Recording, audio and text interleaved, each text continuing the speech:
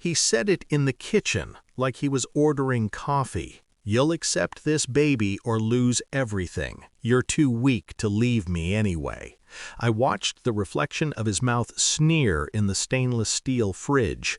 I said nothing at first. Silence unsettles liars. Then I said, "Not yet." He laughed. "I hired a forensic accountant.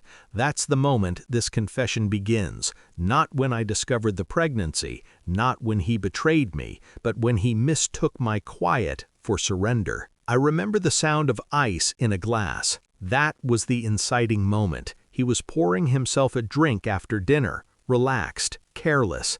The assistant's name slipped out of his mouth like a typo. He corrected himself too fast. My pulse didn't change. That scared him more than if I'd screamed. We were supposed to be celebrating our anniversary. 10 years.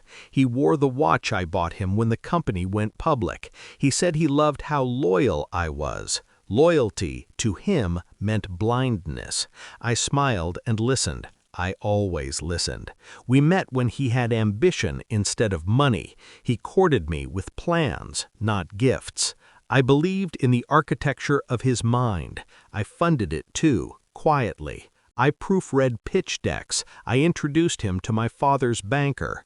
I learned the language of balance sheets so I could understand the weight of his dreams. We built a life that looked effortless from the outside. Glass walls, dinner parties, photos that suggested permanence.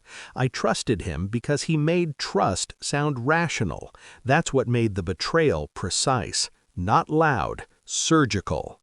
The signs arrived like dust, a perfume note on his jacket that didn't belong to any room in our house, calendar entries that vanished, a new password, the assistant's laugh on speakerphone, a fraction too intimate for business hours. I didn't confront him. I archived screenshots, timestamps, patterns. When I finally saw the message, "I think I'm late," my hands didn't shake. My vision sharpened. He told me the truth like he was doing me a favor. She was pregnant. It happened.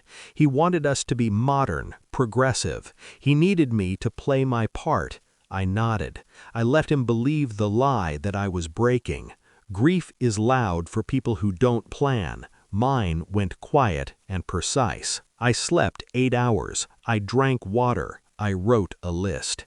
He thought rage would undo me. He underestimated my appetite for justice. I didn't hire a lawyer first. That would have tipped him off. I hired a forensic accountant with a reputation for patience and a dislike for arrogant men. I gave her access to everything: joint accounts, shell companies, expense reports that smelled like entitlement. I kept the house calm. I cooked. I asked about his day. I listened for the confidence that precedes a fall. The audit unfolded like a confession written in numbers. Commingled funds, undeclared income, expenses rerouted through subsidiaries. The assistant wasn't just a secret, she was a line item: rent, gifts, tuition payments coded as consulting. He had threatened me with everything because he thought it was his. It wasn't.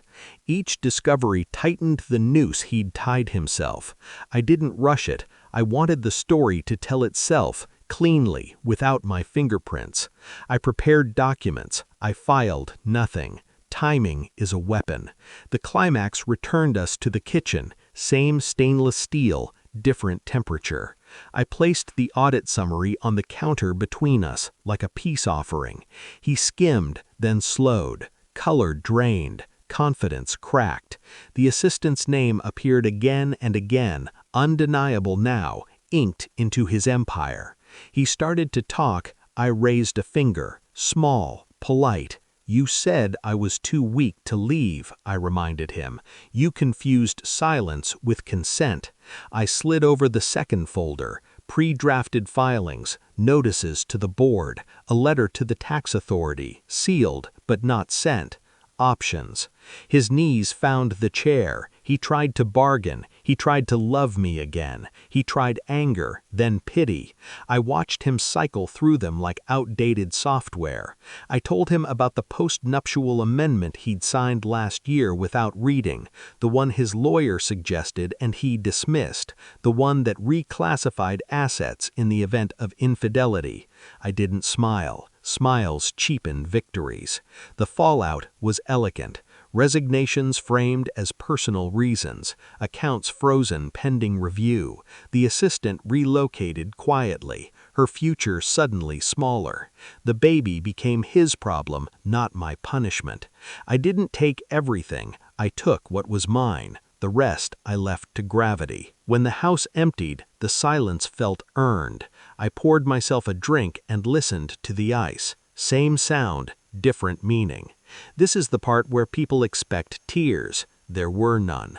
Relief arrived instead. Clean, bright, unnegotiable. He taught me a lesson he never meant to. Power doesn't announce itself. It waits, it watches, it counts. I lost a husband, I gained my name back. And when the audit results came back, I didn't just survive, I won.